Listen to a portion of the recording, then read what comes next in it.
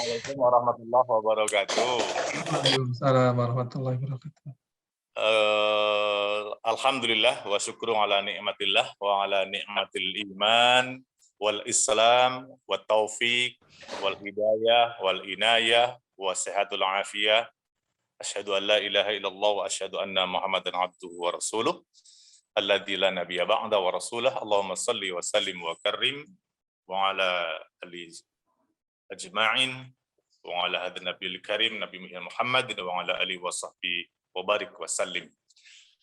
Subhanaka la ilma lana illa ma 'allamtana innaka antal alimul hakim. Rabbishrah li sadri wa yassir li amri wa hlul 'uqdatam min lisani yafqahu qawli. Amma ba'd.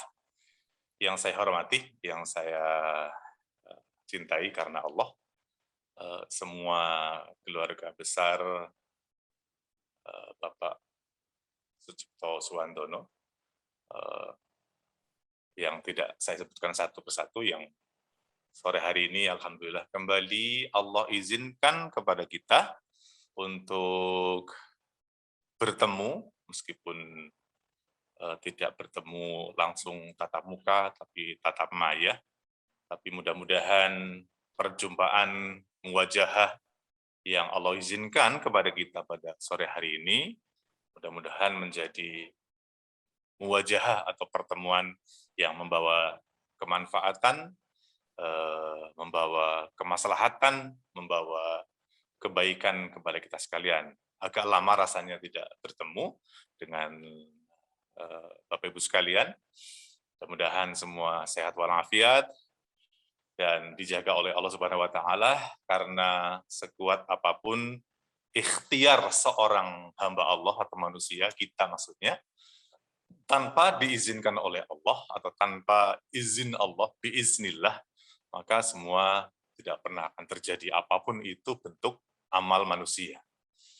Bapak-Ibu sekalian yang dirahmati Allah Subhanahu wa taala, ada banyak sekali berita duka yang kita dengar ya. Rasa-rasanya selama pandemi, apalagi belakangan ini, berita duka di grup-grup WA yang kita punya, di media yang lebih luas lagi, di berita-berita yang lebih umum lagi, terutama adalah di grup-grup yang kita dekat gitu ya, selalu saja ada berita duka dari orang-orang yang kita kenal, bahkan yang sangat dekat, bahkan Masya Allah ya, Mas Gogon kemarin awal chatting dengan saya, memberikan informasi ini kaitan dengan tema yang kemudian disepakati untuk renungan kita bersama, Bapak Ibu ya. Betapa di keluarga besar ini pun banyak sekali yang telah Allah ambil mendahului kita. Saya barusan sempat kembali buka chatnya Mas Gogon. Saya lihat pertama almarhumah Ibu Nining Rahayu binti Haji Suganda, kemudian almarhumah Ibu Novi Eka binti Supardi yang di Bandung ya Mas Gogon ya, ini anu ya. Iya, satu ponakan di Bekasi, sepupu, satu sepupu yang di Bekasi, satu di Bandung, tante.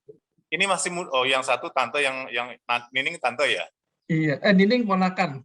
Oh, Nining yang masih muda, ponakan, masih muda. Sepupu bukan ponakan. Oh, sepupu. Usia berapa Mas Mbak Nining nih? Lupa, Mbak anaknya baru satu. Iya, seumuran mungkin atau lebih muda ya, saya lupa umurnya. Ya. Kemudian Ayu berapa umurnya Nining yuk? Ini Purwaning Rahayu kakaknya. Oh, ada kakaknya di sini ya, Bro. Iya. Alhamdulillah. Kemudian ada Mas Arto yang yang 41, Mas. Oh, 41 Nining Rahayu. Ini Mbak Yunya ya, yang siapa Mbak Yunya? Kakak ipar. Kakak iparnya. Terus kemudian ada yang lain lagi yang Mas Gogon sempat tulis, yaitu yang anaknya masih dalam kandungan kemudian harus dikuret karena Mas Wira, iya. Ya, pasangan muda Mas Wira dengan Mbak Margareti. Ini sudah punya tabungan surga berupa anaknya yang lebih dahulu harus dikembalikan kepada sang pemiliknya. Kemudian yang di Bandung lagi ya, ada Om Tris, kemudian Tante As yang sudah mendahului juga. Ini walaupun bukan karena COVID sebenarnya, meninggal karena apapun, sebenarnya kalimatnya cuma satu. Kenapa si Fulan meninggal? Kenapa si Fulan meninggal? Fulana meninggal? Ya, karena sudah sampai pada ketentuan Allah. Sebenarnya itu kan. Teman-teman sekalian, akidah yang kita bangun, akidah yang diajarkan oleh Allah dan Rasul-Nya, oleh syariat Islam kepada kita, bahwa wafat itu adalah karena memang jatah umurnya sudah tertulis atau sudah ditentukan, kan begitu, Bapak-Ibu. Makanya namanya ajal, qada, qadar, ya. Qada, ketentuan Allah yang harus diimani, yang harus diterima. Bahkan yang namanya menerima ketentuan Allah, baik yang khair maupun yang syar, ya teman-teman, baik yang khair, takdir yang enak, yang baik, maupun yang syar, takdir yang buruk atau yang tidak baik, itu adalah sama-sama harus diimani dan diterima, ya, dan harus diridhoi. Memang ngomong lebih mudah ya tentunya teman-teman daripada mendapatkan sesuatu yang, apalagi yang menurut kita rasanya tidak enak, ya, seperti musibah kayak gini. Tetapi secara keimanan sesungguhnya dua-duanya adalah di mata Allah sama saja, bahwa takdir baik, takdir buruk itu atas kuasanya. Peristiwa baik, peristiwa buruk atas kuasanya. Manusia betul-betul lemah dan hanya bisa mengimani dan menerimanya. Mungkin mengimaninya lebih mudah, kadang-kadang menerimanya yang tidak mudah, apalagi yang suasananya tidak enak. Ya, jadi bahasanya secara keimanan adalah si fulanah wafat, meninggal, Allah dahulukan apapun sebabnya adalah karena kematian itu sudah sampai pada waktu dan ajalnya, kan begitu Bapak Ibu, supaya kita juga selalu paham secara keimanan. Ada kalimat ketika di pembahasan tentang kematian, memang ada satu kalimat yang perlu juga kita hunjamkan, bahwa ta'addadul, ini saya awali ya, ta'addadul asbab wal mautu wahid, ya. Ta'addadul asbab wal mautu wahid, bahwa sebab-sebab kematian itu ta'addud, itu maksudnya beraneka macam, bisa puluhan, ratusan, ribuan, bahkan jutaan sebab, ya. Kemudian, tetapi kata kalimat ini atau kalimat iman ini adalah wal mautu wahid. Tapi kematian tetap saja satu, itu apa? Ajalnya sudah sampai. Sebab itu bermacam-macam. COVID atau pandemik ini salah satu sebab yang sedang terjadi di kurun waktu belakangan ini, hingga sudah setahun setengah. Tapi tanpa COVID, tanpa corona, tanpa virus ini, tanpa pandemi ini, kematian ya terus berjalan seperti bagaimana sunatullah berjalan. Tetapi memang belakangan selama pandemi nampaknya, apakah karena memang media massa yang selalu membesar-besarkan berita atau gimana, memang kematiannya jumlahnya banyak, faktanya seperti itu. Kemudian faktanya seperti yang kita saksikan dalam berita, kematian tiap hari di DKI terutama, misalnya memakamkan jenazah setiap hari sekian ratus, yang prosedur COVID, yang tidak prosedur COVID juga banyak. Nah, karena beritanya selalu disajikan, ya memang faktanya kita lihat jumlahnya sangat banyak. Nah, teman-teman sekalian, tapi sekali lagi kita bangun keimanan kita, teman-teman, bahwa ta'addadul asbabun wal mautu wahid. Sebab kematian memang banyak. Tapi kematian wahid. Cuma satu, yaitu apa? Ajal telah sampai. Maka dalam Quran berterbaran ayat-ayat tentang kematian yang Allah katakan kepada kita agar kita juga paham secara keimanan bahwa idza jaa ajaluha, kata Allah dalam ayat lain, idza jaa ajaluhum, ada yang ha, ada yang hum, ya. Ketika datang ajal kepada seseorang atau kepada mereka, kata Allah dalam Quran, maka Allah katakan dengan tegas, la yastakhiruna sa'atan wala yastaqdimun, kata Allah. Maka la yastakhir, maka tidak bisa diakhirkan atau ditunda sa'atan, meskipun hanya sedetik, wala yastaqdimun, pun juga tidak bisa dimajukan. Jadi ajal itu, Bapak Ibu, teman-teman sekalian, kematian itu adalah tidak bisa maju sedetik atau mundur sedetik, pas sesuai dengan waktu yang Allah sudah tentukan. Orang yang sampai dalam tanda kutip misalnya karena mungkin tua renta, sakit-sakitan atau apalah, ada sampai cerita pengen mati, minta mati, nggak bisa, nggak boleh orang Islam minta mati, ya. Dan tidak bisa juga karena Allah belum kehendaki. Atau sebaliknya yang ingin ditahan-tahan dengan segala upaya, berobat dengan ratusan juta, bahkan lebih dari itu. Ketika sudah sampai, ternyata nggak sampai juga. Maksudnya nggak sampai mundur gitu ya. Karena sekali lagi, فَإِذَا جَاءَ أَجَلُهَا, tatkala datang ajal kepada seseorang, Kata Allah dengan tegas, la yastakhiruna sa'atan, tidak bisa diakhirkan atau dimundurkan meskipun sesaat, wala yastaqdimun, juga pula tidak bisa dimajukan. Mari di awal ini kita membaca Fatihah diniatkan kepada semua tadi ya di keluarga besarnya ini yang tadi saya sempat tuliskan dan saya baca lagi. Al-Fatihah ila ruhi Ibu Neneng Rahayu binti Haji Suganda, almarhumah Novi Eka binti Supardi, kemudian almarhum Om Tres, almarhum Tante As, kemudian yang lainnya, ala hadiniyah wa kulinitin solehah, Al-Fatihah. A'udzu billahi minasyaitonir rajim. Bismillahirrahmanirrahim. Alhamdulillahirabbil alamin arrahmanir rahim maliki yaumiddin iyyaka na'budu wa iyyaka nasta'in ihdinas siratal mustaqim siratal ladzina an'amta 'alaihim ghairil maghdubi 'alaihim waladdallin amin. Allahumma ighfir lahu warhamhum wa'afihim wa'fu anhum. Allahumma ighfir lahum warhamhum wa'afihim wa'fu anhum wa akrim nuzulahum wa wasi' madkhalahum. Allahumma ij'al qabrahum rawdah min riyadil jinan wala taj'al qabrahum hufratan min khaffarin niran.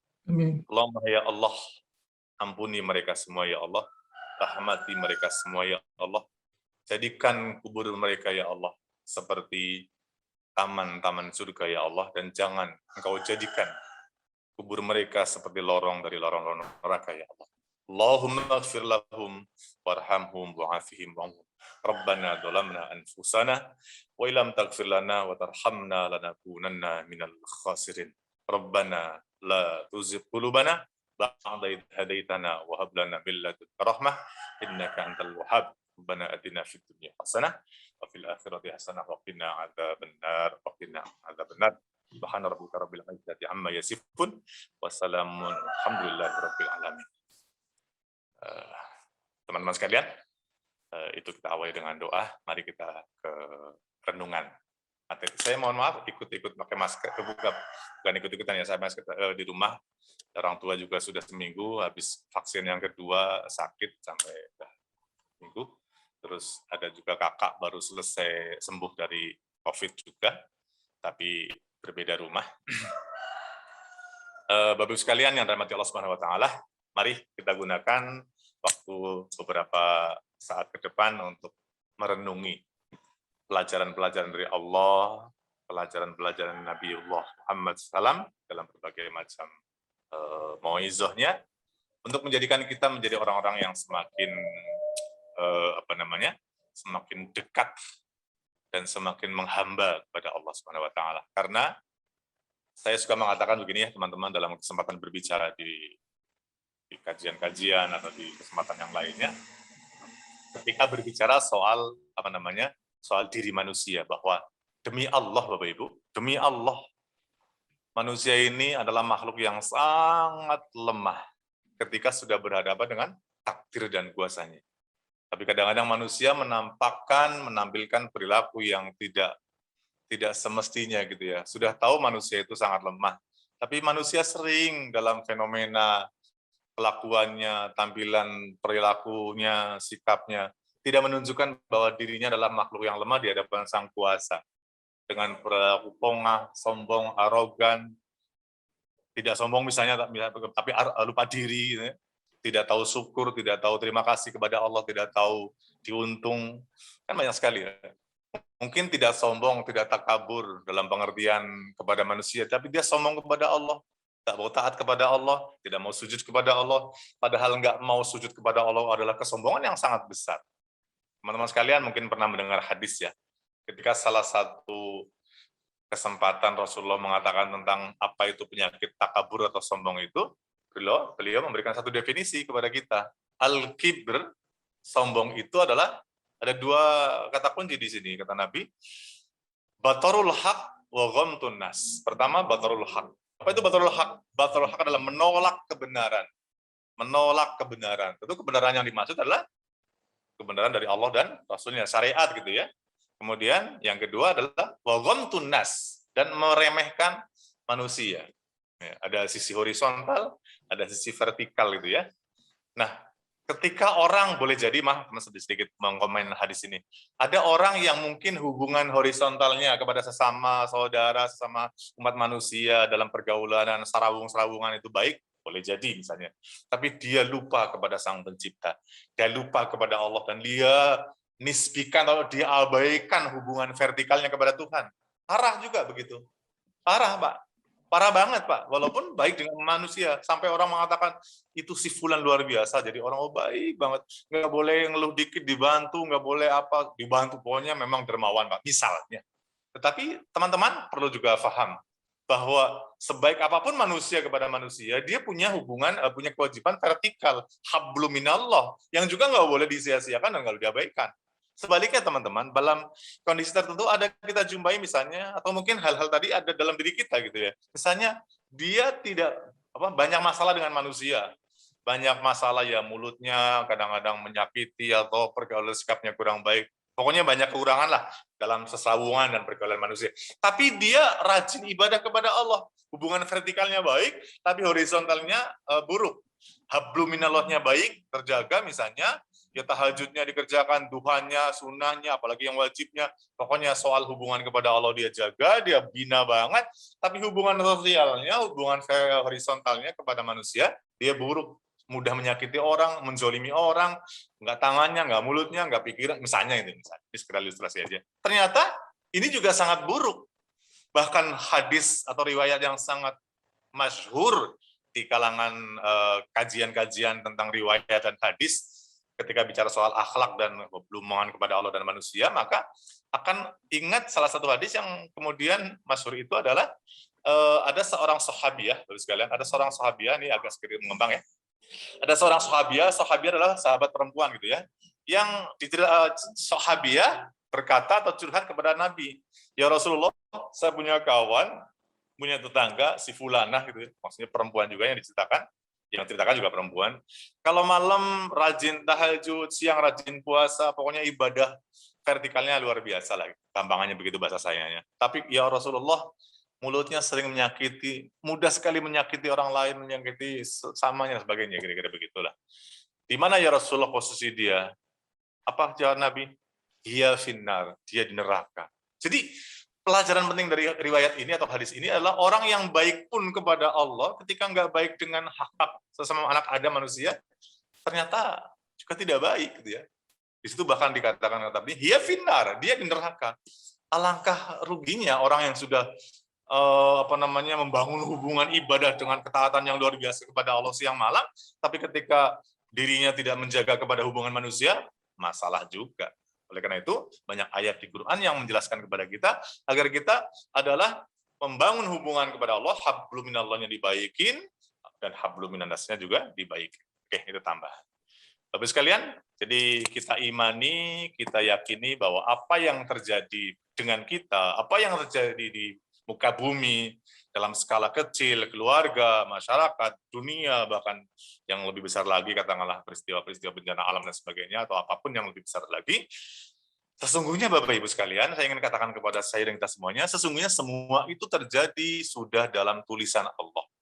Saya ulangi lagi Bapak Ibu sekalian, apapun peristiwa yang terjadi di muka bumi ini, baik dalam diri kita, diri orang lain, atau diri masyarakat gitu ya, yang lebih luas lagi, sesungguhnya apakah itu yang enak, yang tidak enak, yang baik, yang buruk, yang berupa nuansa musibah atau yang kebaikan, semua terjadi itu adalah pertama izin Allah, kedua memang sudah tertulis dalam kitabnya Allah atau dalam Lauhil Mahfuz, dalam buku induknya Allah. Mari saya mengawali renungan ini dengan kalimat ini atau irama ini.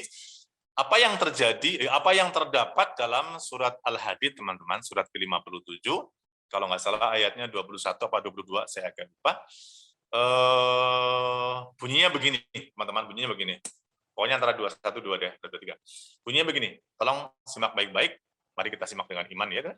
Teman-teman sekalian, kata Allah dalam surat ini atau ayat ini, ma asaba min musibatin fil ardi wala fi anfusikum ya illa min qabli an nabraha inna dzalika 'alallahi yasir. Ya.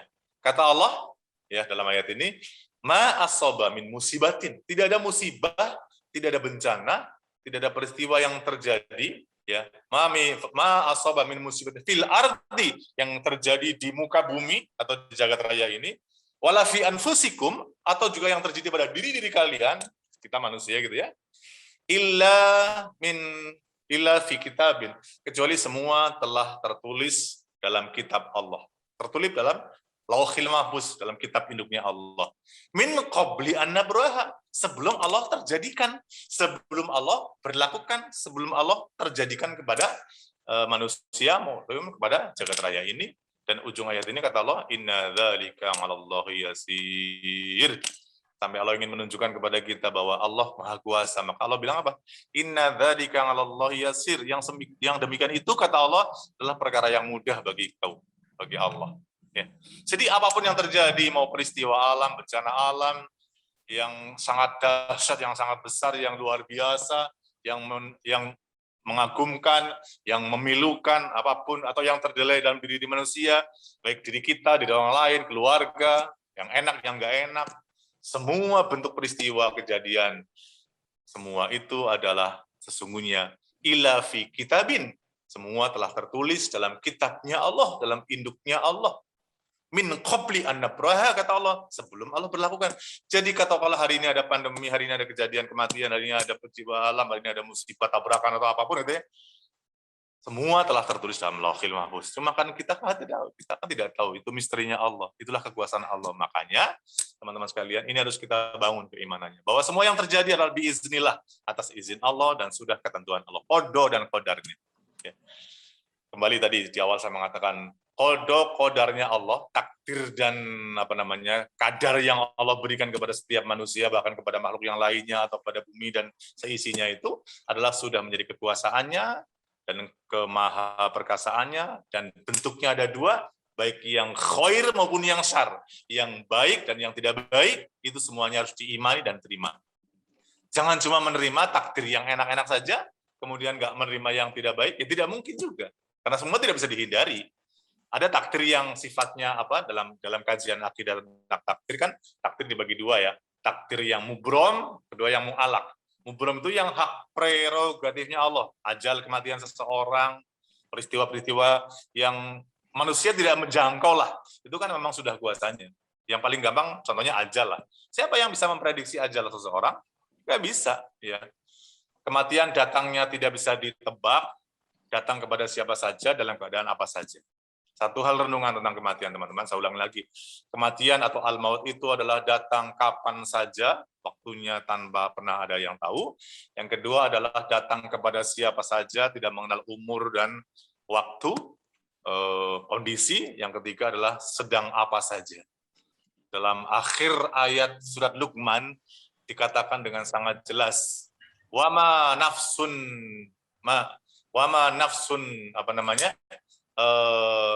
tidak ada satu diri pun atau satu jiwa pun, satu orang pun yang memahami ma taksibu ghadan, apa yang terjadi besok hari, wa ma nafsun min ayyin ardin tamut, dan ujung ayat ini adalah tidak ada satu diri, satu jiwa pun yang akan tahu min ayyin ardin tamut, di bumi mana meninggalnya atau di bumi mana akan mati.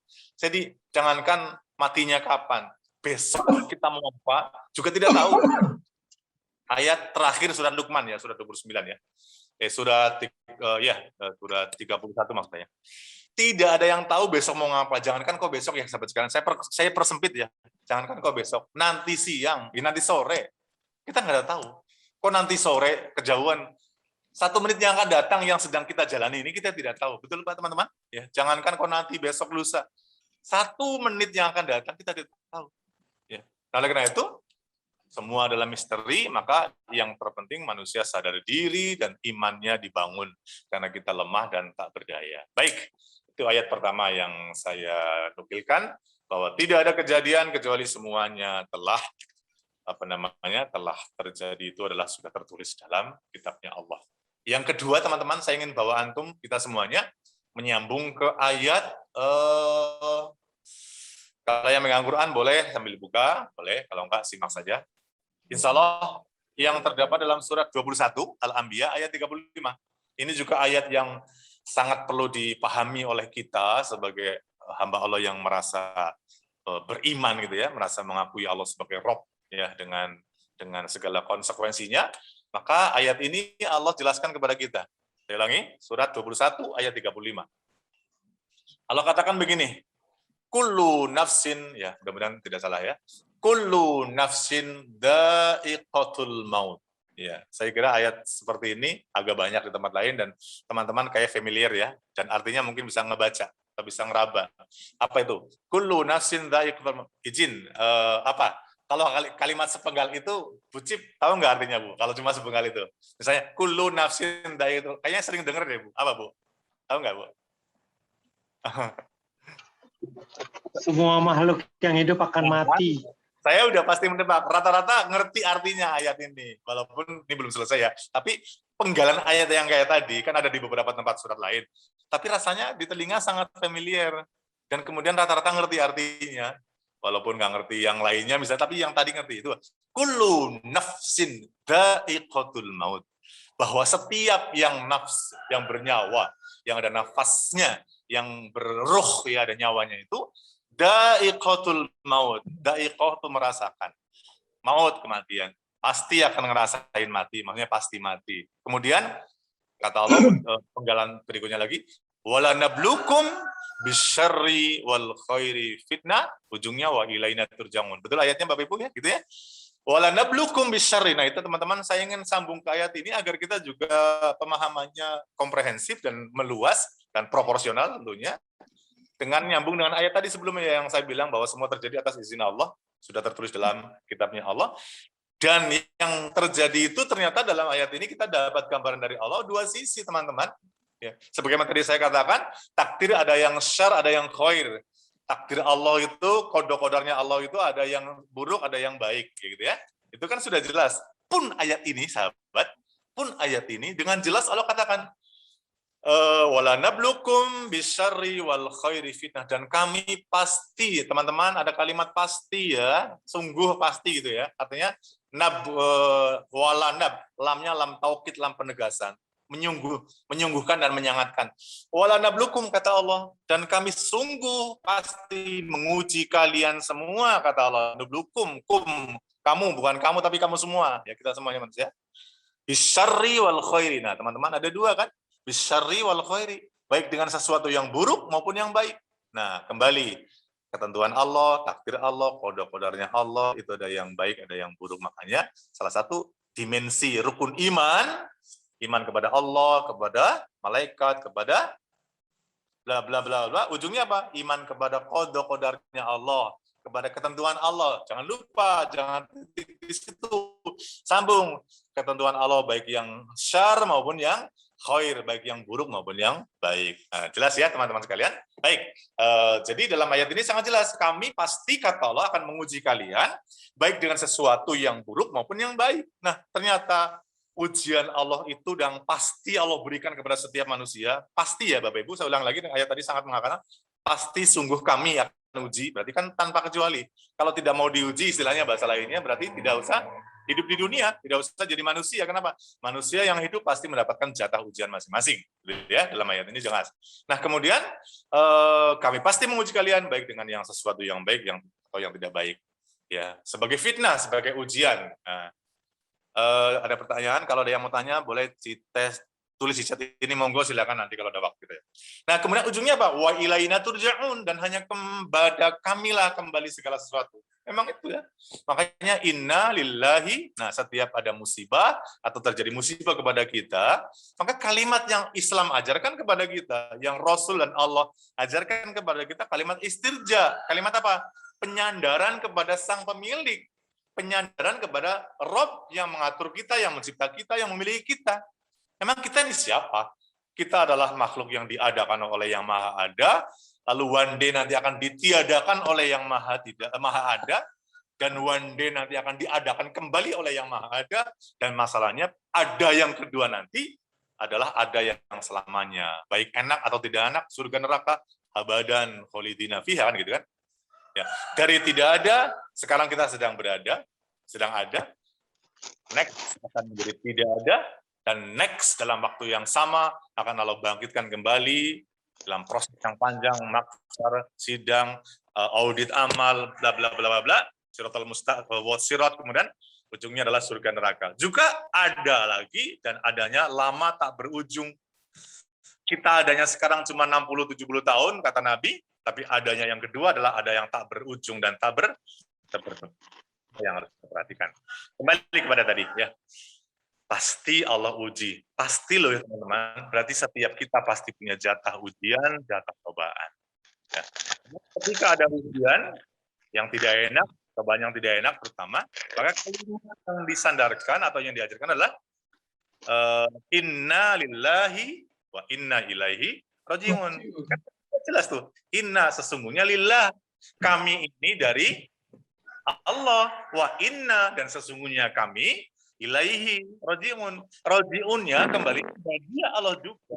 Dari sana akan ke sana. Dalam filosofi Jawa, kalimat ini dikenal dengan istilah sangkan paraneng dumadi. Maksudnya berasal dari apalah manusia? Ya dari Dia Allah. Jangan ditafsirkan sangan paraneng dumadi kepada tafsiran yang lain. Dari Dia Allah dan kembali kepada Dia Allah. Nah, ketika orang mendapatkan musibah, menggunakan atau mengekspresikan diri dengan kalimat istirja, yaitu inna lillahi wa inna ilaihi rajiun, itulah kalimat yang disuruh kepada kita.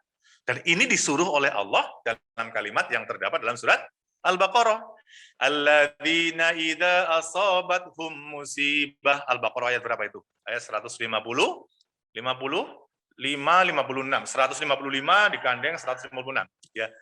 Ya, kemudian Allah katakan di situ bahwa alladzina idza asabat. Pertama kali sungguh kami akan uji dalam 155-nya.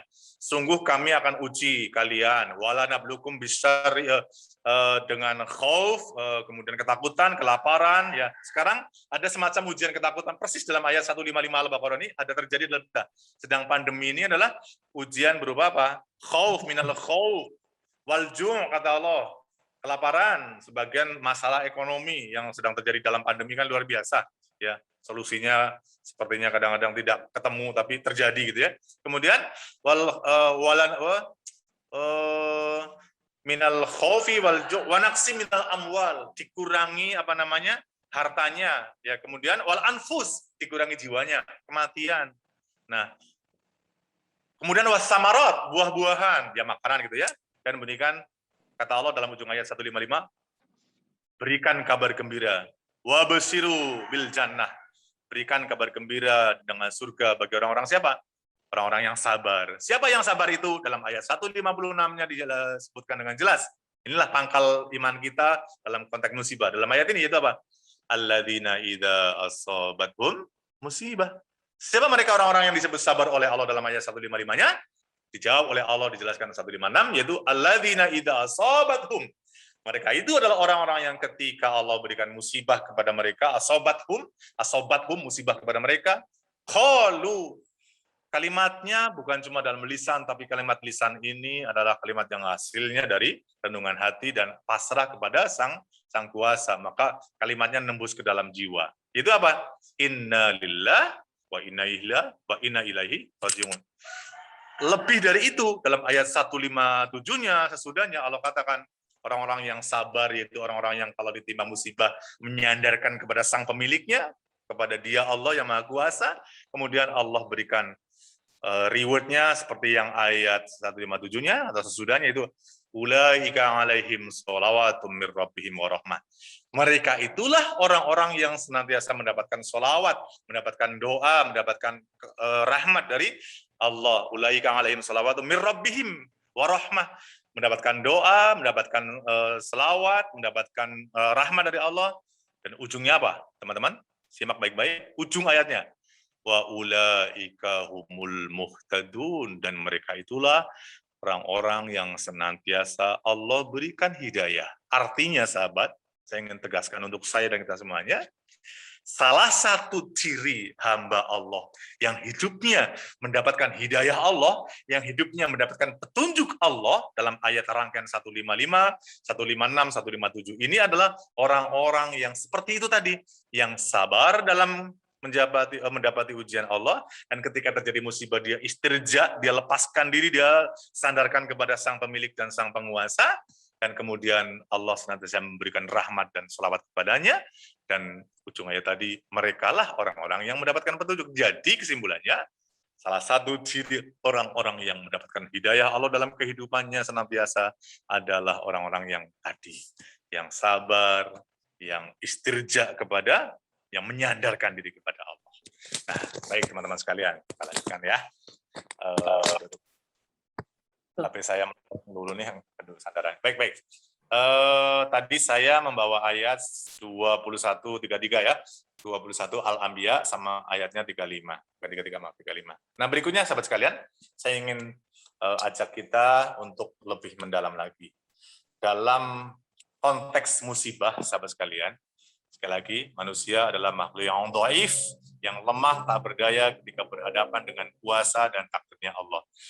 Tetapi Rasulullah sendiri sebagai Nabi kekasih Allah itu merasa takjub, merasa heran, dan merasa apresiasi banget kepada sahabat-sahabat dan umatnya ketika sedang dicoba oleh Allah dan kemudian lulus dengan cobaannya. Sampai dalam hadis dikatakan ajaban. Nah, bagaimana sikap seorang umat Muslim, seorang hamba Allah yang beriman, yang Nabi sampai mengawali sabdanya dengan kalimat ajaban. Aku ini takjub banget. Aku ini heran, herannya heran positif ya. Takjub kepada sikap orang beriman. Yang dijelaskan oleh Nabi adalah, saya bacakan hadisnya ya, karena agak sedikit satu paragraf lah kira-kira. Ajaban lil amril mu'minin. Aku ini takjub kepada urusan orang-orang yang beriman atau keadaan orang-orang yang beriman. Kemudian kata Nabi, seluruh urusannya itu baik ya. Kullu ya, semua urusannya, kullu amru ya. Itu khair, lahu khair. Semuanya baik. Maksudnya baik itu bagaimana? Ada dua sisi yang Rasul jelaskan. Apa Nabi bilang? Dan ini katakan oleh Nabi dengan tegas, hal ini maksudnya urusan baik semua hal dalam diri seorang muslim itu tidak akan mungkin terjadi kecuali dari orang-orang beriman, kata Nabi. Nah, apa yang dimaksud oleh Nabi? Dua sisi. Itu apa? Ketika dia mendapatkan nikmat, dia bersyukur, dan syukur adalah khairul lahu, kata Nabi, baik baginya. Yang kedua poinnya dalam ujung hadis ini, ketika dia mendapatkan musibah atau kesusahan, dia bersabar, dan sabar itu adalah khairul lahu, kata Nabi, baik baginya. Artinya apa, sahabat sekalian? Nabi mengatakan kepada kita sebagai panduan bahwa orang beriman itu seluruh keadaannya selalu menakjubkan dan selalu baik. Itu apa? Kalau mendapatkan kenikmatan, dia selalu bersyukur. Kalau mendapatkan musibah atau ujian, cobaan, selalu dalam diri sikap bersabar. Dan sekali lagi, Nabi mengatakan dua-duanya khairul lahu, baik baginya. Jadi tadi, ayat yang sebelumnya saya nukilkan dalam surat Al-Anbiya tadi, bahwa Allah pasti menguji dengan dua sisi, dua jembatan. Syar khair, yang nggak enak sama yang enak. Tentu yang kembali ke hadis ini apa? Disambungkan. Yang enak berarti kenikmatan, maka ketika diuji dengan yang nikmat itu, kata Nabi, menakjubkan sekali. Manusia, umatku, selalu bersyukur kepada Allah. Dan sebaliknya, ketika diuji dengan yang syar, yang buruk, yang tidak enak, musibah, kematian, dan sebagainya, maka dia selalu mendahulukan, mengekspresikan dengan sikap sabar. Dan dua-duanya sekali lagi adalah baik baginya. Jadi tidak pernah ada situasi, ini kekaguman Rasul kepada umatnya, tidak pernah ada situasi hamba Allah, umat Muhammad, umat Allah ini yang tidak baik dalam segala sisinya. Kenapa? Karena dua sisi telah dirangkum. Enak bersyukur, nggak enak dia sabar. Dan ini kan dikembangkan kan luas sekali ya, sahabat sekalian. Kemana-mana bisa, dalam segala lini dan sisi. Tapi intinya adalah, dalam situasi yang selalu ada dua sisi, dua jembatan, kiri dan kanan, sebagaimana Allah juga menciptakan segala sesuatu selalu berpasangan. Malam, siang, enak, nggak enak, bahagia, sedih, tawa, dan tangis. Ya, dan sebagainya. Termasuk nanti ujungnya surga dan neraka. Ya, semua adalah baik bagi orang-orang beriman. Luar biasa. Nah itu. Nah sekarang yang paling perlu kita kuatkan kembali ya, sahabat. Saya tidak bermaksud apa konteksnya mengajari ya, karena semua kita saya kira sudah paham, bahkan secara amalia mungkin teman-teman sudah lebih kemana-mana, sudah lebih tinggi. Artinya apa yang ingin saya katakan? Bahwa dalam ayat Al-Anbiya 35 tadi, yang pasti kami uji kalian dengan dua sisi, yang syar dan yang khair, yang terpenting kita pahami agar proporsional adalah, saya ingatkan kembali untuk sekalian, bahwa kadang-kadang manusia itu merasa diuji itu hanya melulu perkara yang nggak enak, musibah, bencana, kematian, kehilangan, atau apapun sakit, itu kan musibah. Padahal Allah katakan dengan tegas tadi, pasti kami akan menguji kalian dengan syar dan khair, dengan yang nggak enak sama yang enak. Nah, kebanyakan manusia dalam persepsinya, dalam pandangannya, dan mindset-nya itu kan yang namanya ujian melulu yang tidak enak. Betul nggak teman-teman? Akhirnya ketika diberikan ujian yang enak, ya maaf, saya ingin tegaskan, ketika diberikan ujian dengan situasi, kondisi yang enak, yang nikmat, yang menyenangkan dirinya, kemudian tidak merasa sedang diuji. Begitu nggak Mas Gogon ya? Gitu kan kadang-kadang? Artinya kalau diuji dengan yang tidak enak, jelas semua orang juga langsung gue lagi diuji. Langsung kan? Langsung mengatakan ini lagi diuji. Pernahkah kita mengatakan ketika dalam bentuk yang enak, yang nikmat, yang menyenangkan kita, membahana kesenangannya, kemudian kita merasa aku lagi diuji nih. Padahal dua-duanya the same as kan, di mata Allah itu sama, teman-teman. Saya ingin katakan kepada saya gitu, teman-teman, bahwa di mata Allah dua sisi tadi sama. Di mata manusia tentu tidak sama ya. Maunya yang enak-enak saja kalau diuji kan. Maunya ngasihnya yang enak-enak. Tapi ternyata di mata Allah enak dan tidak enak, baik dan buruk, menyedihkan, menyenangkan, haru, tangis, dan tawa, itu semua di mata Allah tidak ada bedanya. Karena Allah akan melihat dua sisi hambanya itu lulus apa tidak dengan dua sisi yang tadi. Kalau kata Nabi tadi yang menakjubkan adalah, kalau diuji dengan yang enak, syukur enggak dia? Kalau diuji dengan yang tidak enak, bersabar apa dia? Kan itu ya intinya gitu kan. Nah, saudara sekalian, nah karena persepsinya, mindsetnya kadang-kadang manusia merasa bahwa ujian itu kadang-kadang hanya yang tidak enak, maka tatkala sedang diuji dengan kenikmatan, sekali lagi saya katakan dengan tegas, kadang-kadang manusia ngerasa enggak lagi diuji. Misalnya dapat duit, dapat proyek, dapat sesuatu yang menyenangkan, materi apalagi gitu ya. Kemudian merasa tidak diuji, kan tidak pernah mengatakan misalnya, aduh gue lagi diuji kenapa, dapat duit 1 miliar, kan enggak juga kan, enggak ngomong begitu toh. Ya pasti ngomong yang diuji adalah dalam konotasi yang tidak enak. Sekali lagi, di mata Allah tidak ada bedanya dengan dua sisi yang berbeda tadi. Ya. Kemudian dengan persepsi yang kita bangun dalam ayat tadi, mudah-mudahan kita tidak salah porsi dalam segala sikap yang ada. Nah, sahabat sekalian yang rahmati Allah Subhanahu wa taala, nah, setelah itu saya ingin bawa konteks ayatnya, penting banget ya, saya ingin sambungan ya. Tadi kan dari awal surat 57 Al-Hadid ayat 21 22 ya. Kemudian barusan ayat 35 surat 21. Sekarang coba teman-teman sekalian saya ingin bawa kepada surat 2. Surat 2 itu Al-Baqarah kan ya. Jadi belum jauh. Ayatnya 256 ya. Ayatnya 256. Saya coba buka ya ayatnya karena apa namanya? Biar sama-sama enak. Silakan teman-teman boleh ikut buka. 216 Al-Baqarah 216. Ya. 216. Oke, sudah ketemu. Dalam ayat ini sahabat sekalian, yang ini ada satu pendidikan akidah juga yang perlu kita tanamkan ya. Yaitu apa kata Allah? Bicara soal dua sisi yang berbeda, ketentuan Allah yang berbeda, yang kadang-kadang persepsi dan mindset manusia mungkin tidak seperti yang Allah kehendaki, tapi ala kulli hal kita ingin supaya sesuai dengan yang Allah inginkan, dan misteri apa yang ada dalam takdir Allah ini. Baik, kita lihat. Dalam ayat 216, saya kira ayatnya juga lumayan familiar gitu ya. Ketika Allah mengatakan kepada kita, kutiba alaikumul qital, ya diwajibkan kepada kalian berperang. Padahal itu tidak menyenangkan bagimu. Oke, itu awal kalimatnya. Yang kita ingin lihat adalah penggalan sesudahnya itu apa? Wa'asa, sahabat sekalian, tolong disimak dengan iman sama-sama. Wa'asa an takrahu syai'an wa huwa khairul lakum. Boleh jadi ya, boleh jadi kamu menyukai sesuatu padahal itu adalah wa'asa an takrahu. Boleh jadi kamu tidak menyukai, benci sesuatu. Ya, syai'an wa huwa khairul lakum, padahal itu baik bagi kamu. Sebaliknya kata Allah dilengkapi, disempurnakan dengan penggalan berikutnya lagi, wa asa an tuhibbu syai'an, boleh jadi kamu mencintai sesuatu, ya. Sesuatu itu luas ya teman-teman sekalian, bisa sesuatu, bisa seseorang, apa saja gitu ya. Indah. Wa huwa syarrul lakum, tapi sesungguhnya yang sesuatu itu kamu cintai buruk bagi kamu. Nah, artinya apa? Kita tidak pernah tahu misteri di balik sesuatu karena itu milik Allah, ya. karena itu misteri Allah. Maka Allah tutup dengan ungkapan yang menunjukkan sifat kemahaannya, yaitu apa? Wallahu ya'lamu wa antum la ta'lamun. Nah, itu ujung ayatnya. Wallahu ya'lamu wa antum la ta'lamun. Dan Allah yang ya'lamu, Allah yang paling tahu. Allah yang paling mengetahui, wa antum la ta'lamun. Sementara ente, kita semua, kata Allah, tidak ngerti.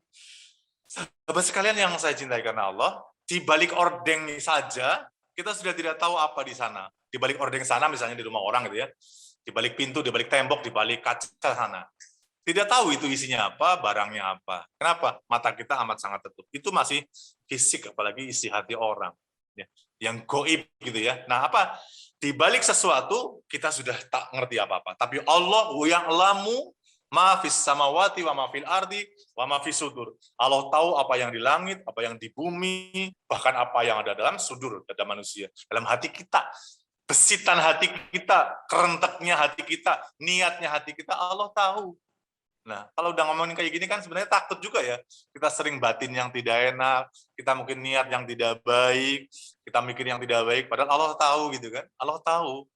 Untungnya saking maha kasihnya Allah, kalau soal hati tidak baik atau niat tidak baik itu tidak dicatat sebagai dosa sebelum dikerjakan. Nah, luar biasanya Allah, rahimnya Allah, kalau kita punya niat baik, punya hati baik, punya kerentek yang baik, belum dikerjakan saja sudah dicatat satu kebaikan luar biasa. Kurang apa ya kasihnya Allah gitu ya.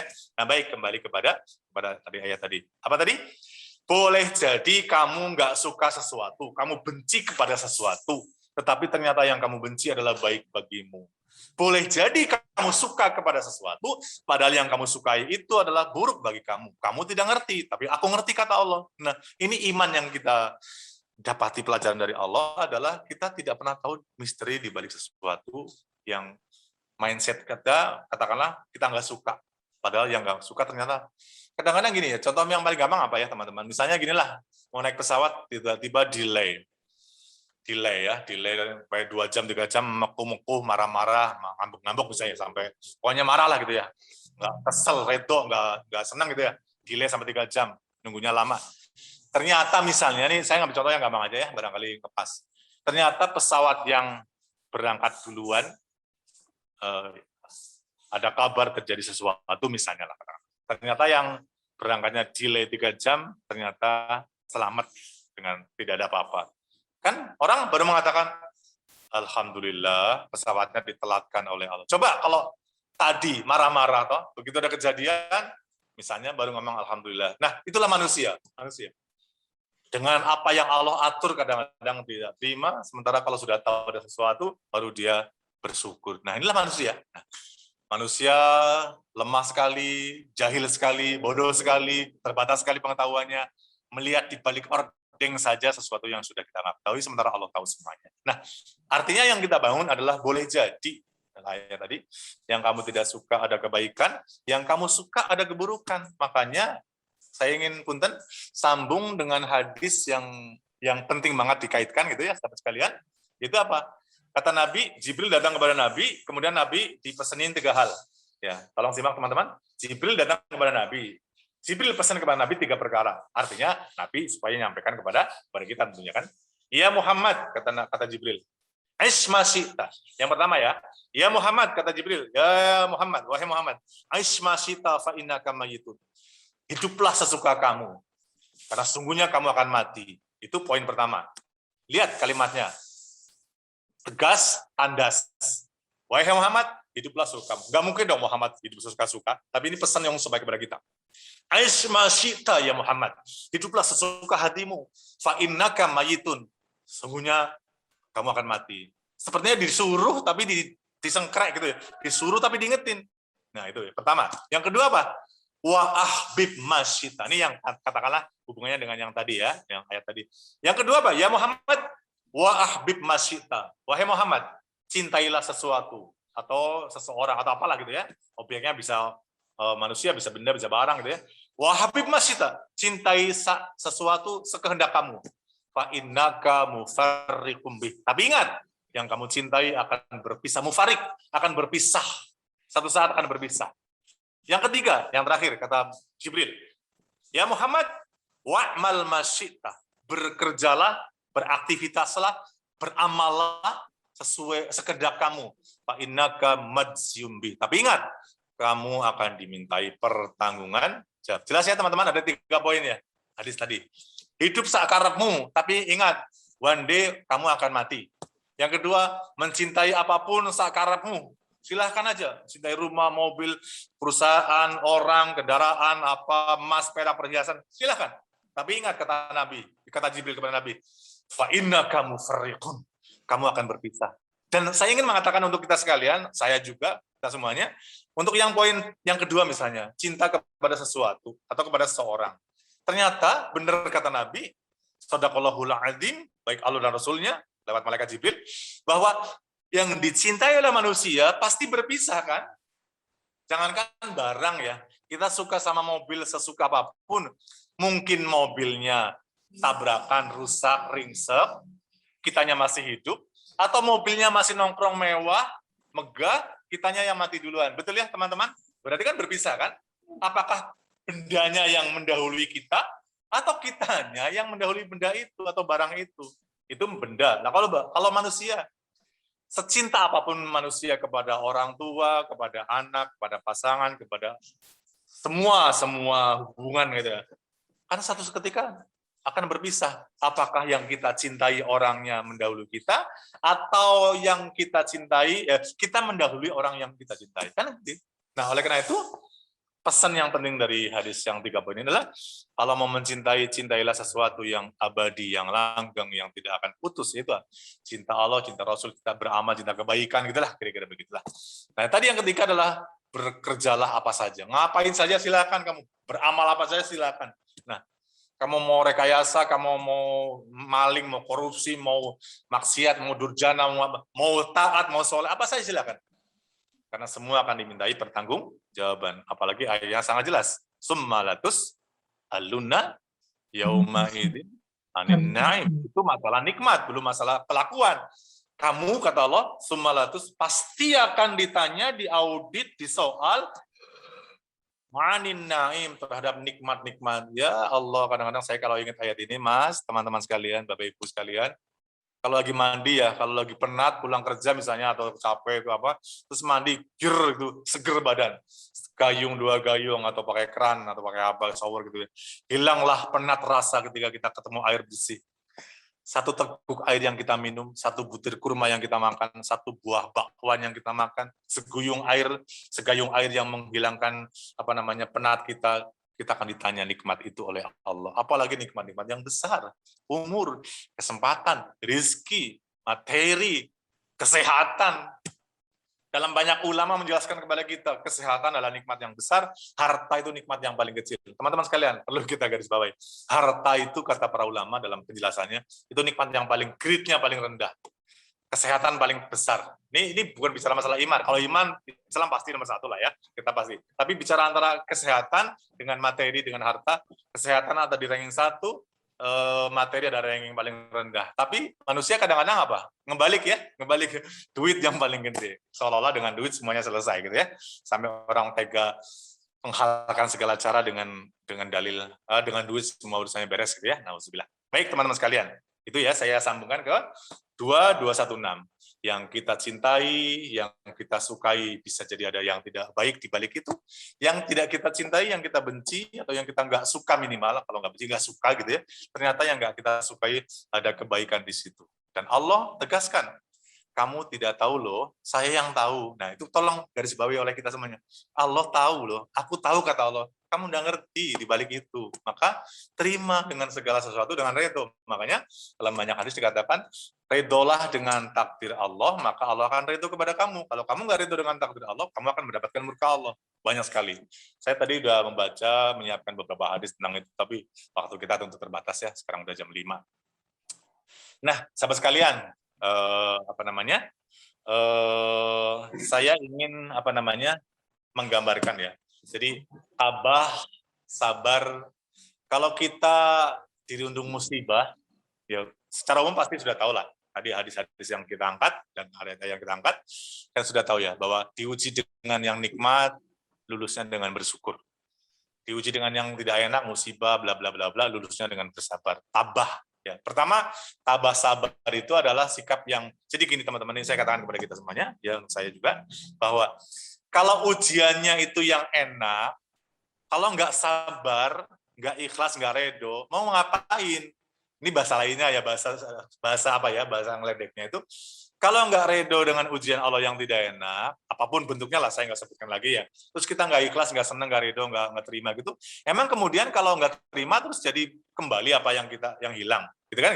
Kan nggak juga.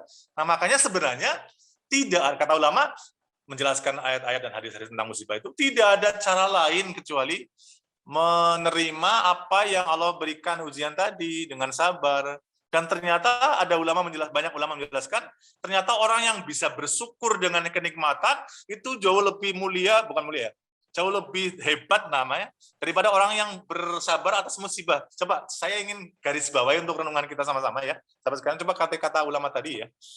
Orang yang mendapatkan musibah kan memang sudah semestinya bersabar dan menerima. Memang kalau nggak menerima mau kembali kan? Orang meninggal, sahabat, orang tua, kakak, adik, saudara, pasangan, anak misalnya. Memang kalau kita ratapi kembali, mau hidup lagi kan enggak juga. Nah, memang tidak ada cara lain kecuali diterima. Nah, makanya dalam penjelasan ulama yang lain mengatakan bahwa orang yang punya kenikmatan, orang yang dirundung bergelimang nikmat, dan dia bisa bersyukur atas kenikmatan itu jauh lebih hebat daripada orang yang bersabar atas musibah. Mungkin bahasa mungkin makna yang kita tarik bisa kita ambil dari hikmah kata-kata ulama tadi. Mungkin kalimat saya begini, Mas Gogon dan yang lainnya, ya Bapak sekalian, bahwa kalau orang bersyukur atas segala kelimpahan nikmat, artinya apa? Orang yang sedang dalam kemampuan, dia bisa milih, mungkin kalimat ini gampang dicerna. Orang yang dalam keadaan gelimang nikmat, itu kan bisa milih. Gua mau syukur, gua mau ingkar, gua mau senang-senang, gua mau taat, gua mau derma, gua mau infak, gua mau zakat, atau gua mau pelit, gua mau terserah gue dong. Saya punya gitu ya. Nah, artinya dia punya pilihan. Ketika orang mampu, sehat, saya mau sholat, saya mau taat, saya mau maksiat, saya mau berbuat apa, gue sehat gitu ya, mampu gitu, bisa milih. Dalam tanda kutip. Sementara orang yang sedang dirundung musibah, yang tidak enak, misalnya sakit gitu ya, atau nggak sakit tapi kehilangan anggota keluarga atau apalah, kehilangan. Berarti kan dia harus bersabar dengan keadaan yang tidak enak tadi. Karena memang harus itu yang dikerjakan. Tidak ada pilihan lain gitu loh, maksudnya begitu ya? Maksudnya ngerti ya arahnya ya? Maksudnya, jadi orang yang bersabar ya sudah semestinya ketika dirundung yang tidak enak atau diuji, dicoba. Tapi orang yang digelimang nikmat, itu punya pilihan, sahabat. Punya pilihan. Dia boleh mengikuti aturan Allah dan Rasulnya, atau dia maksiat kepada Allah dan Rasulnya. Kenapa? Dia pada posisi mampu. Meskipun ya, tentu idealnya adalah bersyukur. Tapi artinya, betapa orang yang bisa bersyukur dengan segala nikmat yang ada itu manusia hebat. Ya, meskipun dalam konteks bersabar juga manusia hebat, bahkan tadi ayatnya sudah kita bahas dalam Al-Baqarah, mereka orang yang dikasih oleh Allah, disolawatin oleh Allah, dikasih rahmat, bahkan menjadi orang yang mendapatkan petunjuk. Iya, tetapi dalam konteks realitasnya, memang benar bahwa bersyukur kadang-kadang lebih sulit daripada bersabar. Nah, bersabar memang haruslah, ibaratnya gitu kalimatnya. Bersabar memang wis kudu ya, wis kudu ngono ya, kudu mau ditampa kan, diterima. Kalau nggak diterima mau ngapain? Emang kalau nggak diterima terus sakitnya langsung sembuh saat itu, atau yang mati langsung hidup kan nggak juga, atau yang hilang, kehilangan barang yang dicintainya. Emang kalau diratapin, ditangisin, emang langsung barang itu datang kembali kan nggak juga. Nah gitu ya. Bahkan dalam hadis banyak disebutkan. Tadi saya pengen bahas sejarah agak lebih dalam ya, tapi waktunya terbatas. Intinya gini, sahabat sekalian, orang yang kena musibah, dia berdoa kepada Allah agar diberikan kesabaran dan diganti yang lebih baik. Ya. Jadi ada doa hadis yang ngajarin kepada kita, orang yang kena musibah itu berdoalah kepada Allah agar Allah ganti dengan yang lebih baik dan kemudian diberikan rasa sabar. Nah, artinya apa, sahabat sekalian? One day pasti Allah akan mengganti apa yang hilang, sebagaimana Allah mengganti Ayub ya. Saya ingin closing sedikit ya dengan kisah Nabi Ayub ya sahabat sekalian, supaya pelajarannya agak meluas ya, nanti dikembangkan sendiri. Teman-teman kalau membaca kisah Nabi Ayub ya, bisa bisa merujuk kepada Al-Qur'an dalam surah Nabi Ayub ya. Di antaranya ya dalam surat Al-Anbiya ayat 83 ayat 84 ya. Saya bacakan sebentar ya sahabat sekalian tentang Ayub ya. Dan terjemahnya saja ya, dan ingatlah kisah Ayub. Nah, sahabat sekalian, saya kira kalau dengar kata Ayub, sebentar. Sahabat, kalau dengar kata Ayub atau sosok Nabi Ayub, apa yang tergambar di kepala kita? Langsung lah, orang-orang awam pun insya Allah tahu asal dengar pengajian umum, ngerti lah bagaimana sosok Ayub. Itu apa? Sebentar. Boleh, ada yang komen? Boleh. Siapa yang mau komen sedikit aja kalimat. Kalau mendengar sosok Ayub, apa yang terbayang dalam benak kita, Bapak Ibu? Luka di badannya. Kenapa? Luka di badannya. Cuma itu gitu? Dimakan ikan paus, ikan hiu ya? Bukan Nabi Ayub, Mas.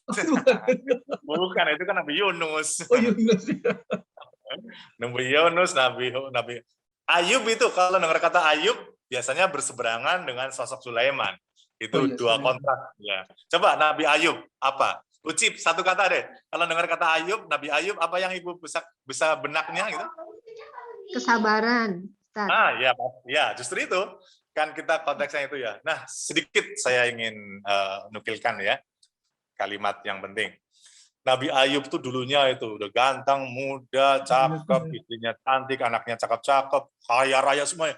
Ketika diuji dengan sakit yang sampai lama, sampai ditinggal oleh anak-anaknya, diasingkan oleh masyarakatnya. Untungnya istrinya ngerawat dengan setia. Nah, intinya segala gelima nikmat yang Allah berikan kepada Ayub, tiba-tiba dalam suatu kesempatan ditarik semuanya. Ya ditarik anaknya meninggal, ya ditarik penyakitnya yang bertahun-tahun, dibilang berapa ya dalam banyak kisah, 18 tahun atau berapa. Bayangin, belasan tahun dalam kondisi sakit, dan sakitnya sampai diasingkan, sampai dijauhi orang. Badannya sakit, belatungan atau marah, mungkin bayangan kita kayak gitulah. Karena kalau ngelihat kisah-kisahnya Ayub dalam banyak kisah para ulama menjelaskan itu luar biasa. Nah, terus sekalian, dalam kisah Nabi Ayub sangat jelas ya. Sosok yang Allah jadikan monumental contoh dalam Quran tentang kesabarannya dalam menghadapi ujian yang tidak enak. Intinya kayak gitulah. Intinya kalimatnya itu. Nabi Ayub itu kalau dibicara sosok manusia yang sabarnya menerima sakit yang belasan tahun, kemudian anaknya pada diambilin semuanya, ya berarti ya kesehatannya diambil, orang-orang yang dicintai diambil, hartanya diambil. Bayangin Pak, bukan cuma diuji hartanya jadi hilang atau jadi miskin dari kaya, enggak. Bukan cuma diambil anaknya tapi tetap kaya, enggak. Dia ya anaknya diambil, dirinya sakit belasan tahun, hartanya diambil semuanya, bla bla bla bla. Pendek kata semua ujian sisinya masuk ke dia. Nah, kemudian panjenengan boleh buka nanti ya surat Al-Anbiya surat 21 ayat 83-84. Tapi Nabi Ayub berdoanya singkat. Ya.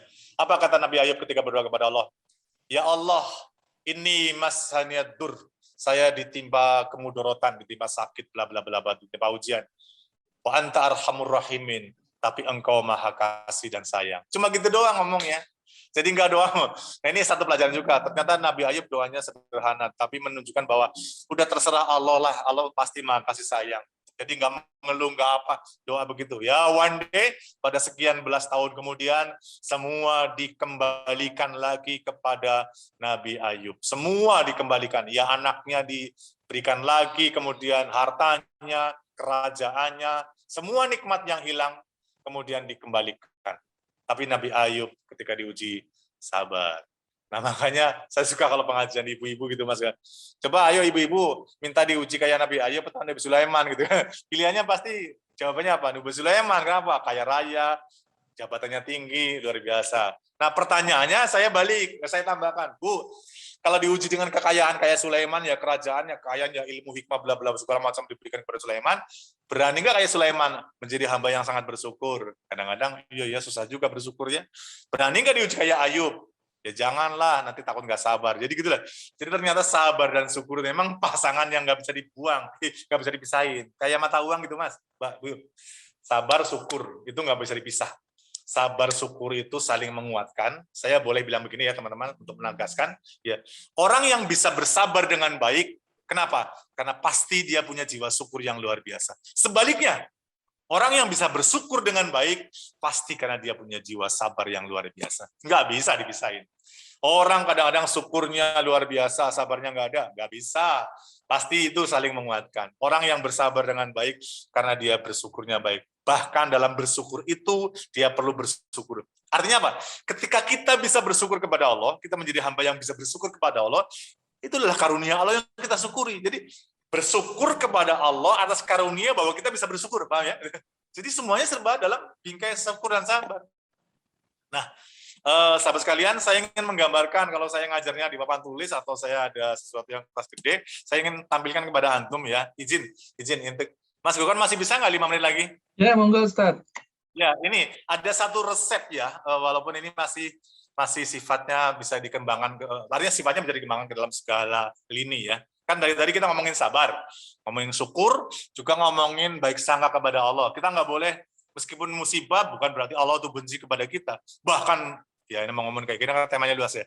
Bahkan dalam banyak hadis, sahabat sekalian, saya ingin katakan, untuk persiapan saya ngomongin yang lingkaran yang akan saya gambarkan, dalam banyak hadis dikatakan, justru ketika Allah cinta kepada seorang, Allah cinta kepada satu kaum, maka bahasa hadisnya berkali-kali saya temukan, kita baca-baca, dalam banyak hadis, dalam banyak redaksi, intinya gini, kalau Allah mencintai kaum, Allah mencintai hambanya, maka ibtalahu. Wa idza ahabba qauman, salah satunya ya, saya berikan. Wa idza ahabba qauman, jika Allah mencintai satu kaum, satu masyarakat, ibtalahu, maka Allah mengujinya. Artinya bahasa garis pentingnya atau garis bawahnya adalah ketika Allah menguji hambanya, apapun ujiannya yang gak enak tadi, macam-macam, sesungguhnya karena dia sedang mencintai hambanya.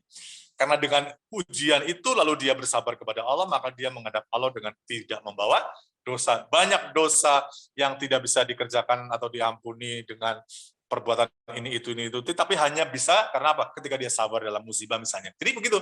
Jadi kayak saya guru menguji anak kelas 1 supaya ketahuan untuk naik kelas 2, kelas 2 diuji supaya, dan sebagainya. Semuanya lah, nggak level apapun, ujian maknanya adalah untuk meningkatkan kualitas seseorang, dan yang kedua meninggikan derajat seseorang. Itu dua saja sudah jelas kepada kita. Pun demikian Allah ketika menguji hambanya ingin mengetahui imannya benar enggak seorang itu.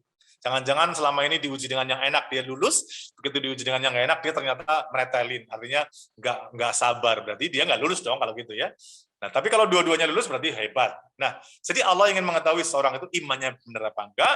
Yang kedua ingin menaikkan derajat seorang. Maka dalam banyak hadis-hadis yang bertebaran, intinya adalah ketika Allah mencintai seseorang, mencintai satu kaum, satu komunitas, maka ibtalahu, maka Allah menguji, memberikan bala kepadanya. Jadi ujian itu pasti nilainya positif bagi orang beriman, nggak ada cerita lain.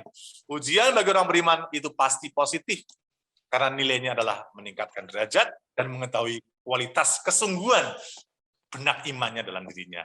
Nah, sahabat sekalian, saya ingin gambarkan, tetapi sayangnya nggak dalam bentuk view yang jelas ya. Gini, simak baik-baik. Ini 5 menit terakhir, mudah-mudahan memperjelas khasanah kita.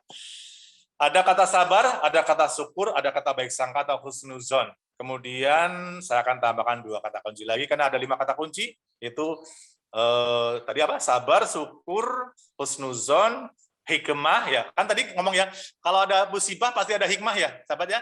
Pasti ada hikmah di balik itu yang kita tidak tahu. Ada Allah yang Maha tahu. Baik, sudah ada 4 kata. Satu lagi yang terakhir 5 adalah kata-kata amal atau bekerja atau beramal. Nah, sahabat sekalian, 5 kata ini tolong disimak. Saya ingin gambarkan ada segitiga. Ayo berfokus sebentar.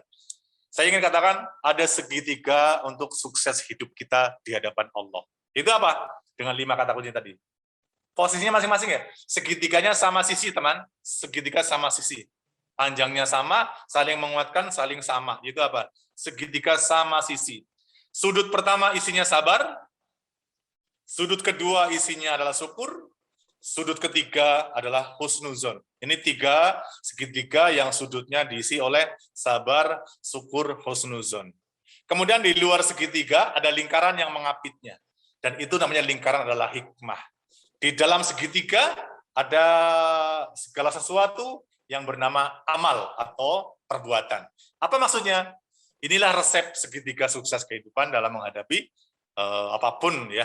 Ini resep dari sebuah buku yang saya risam, yang saya catat. Menarik sekali, apalagi ngomong kayak gini, jadi saya sambung, tiba-tiba saya ingat. Coba sekarang, yang segitiga, lihat baik. Orang kalau bisa mengisi segitiga itu dalam hidupnya sama-sama kuat ya. Sisi pertama syukur, sisi kedua sabar, sisi ketiga husnuzon. Tadi sudah kita bahas banyak ayat dan korelasi hadisnya dan penjelasannya.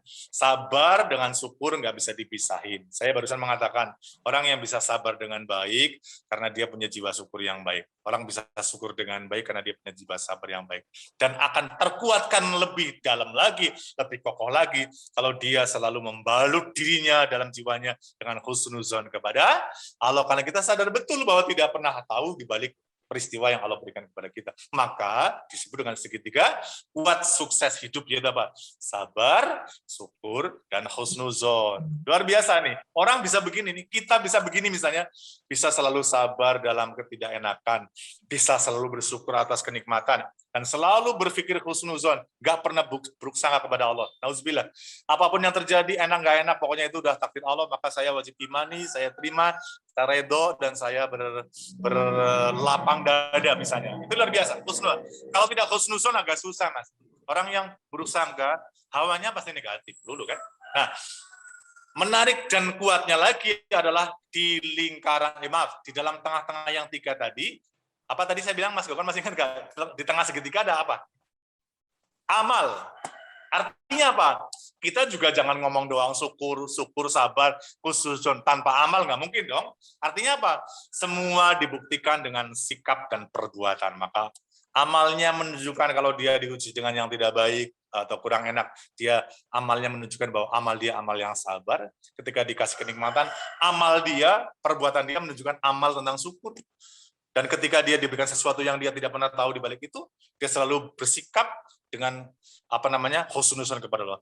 Jadi sikap yang tiga ini dibingkai dalam kesatuan perbuatan, dibuktikan dalam kesatuan amal dan perbuatan dalam segala sisi. Nah, yang luar biasanya adalah lingkaran luarnya yang mengapit segitiga. Tadi apa saya bilang apa? Masih ingat, Saudara? Amal, sabar, syukur, husnuzon.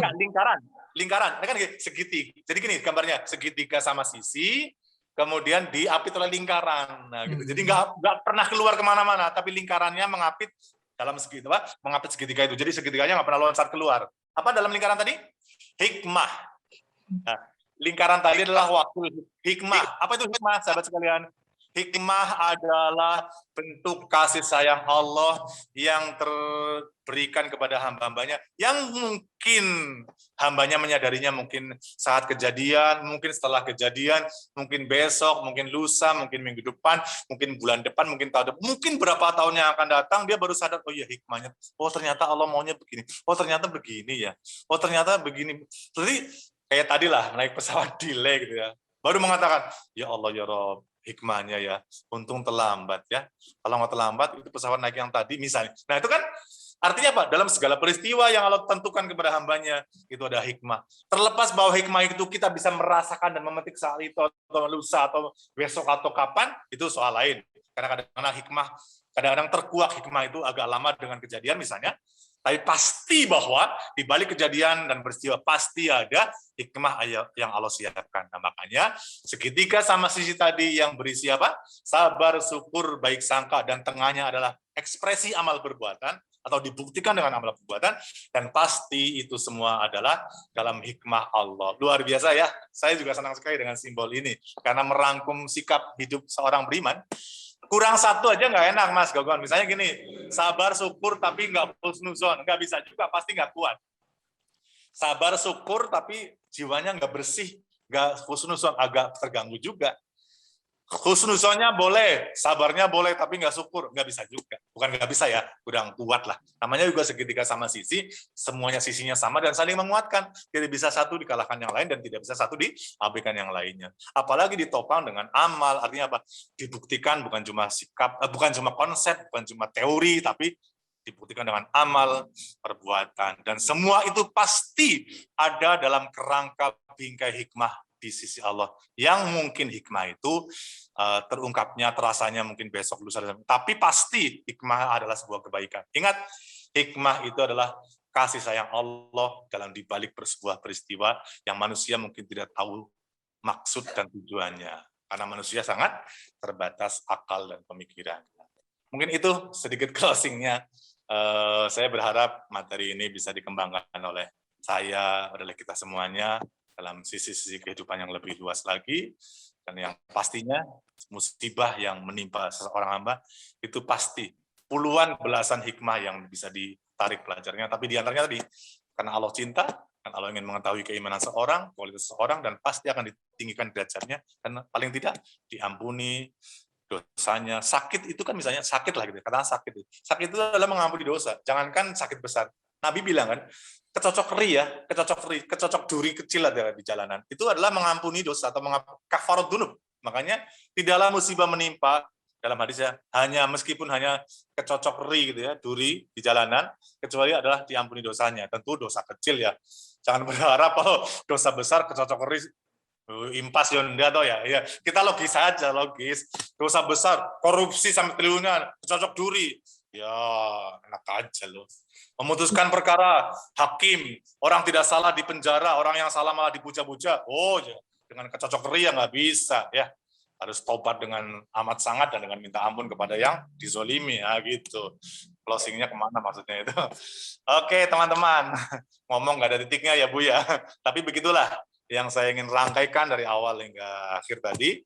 Ya saya mungkin agak bercampur-campur, tapi insya Allah campurannya ini mudah-mudahan seperti es campur es buah yang menjadi tambah enak untuk kita renungkan, kita pelajari, kita tafakuri, dan kita coba yang sulit kan gitu ya. Mudah-mudahan Allah berikan taufik, hidayah, maunah, nasrul, pertolongan agar kita bisa mengamalkan sesuatu yang kita pahami dalam agama ini.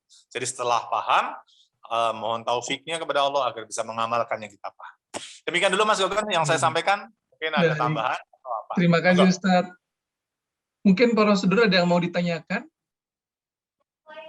Sudah 5:30 ini kebetulan. 5:30 ya Mas, Allah 1,5 jam ya ngomongnya. Enggak. Ada yang ingin ditanyakan, Mami atau yang lain?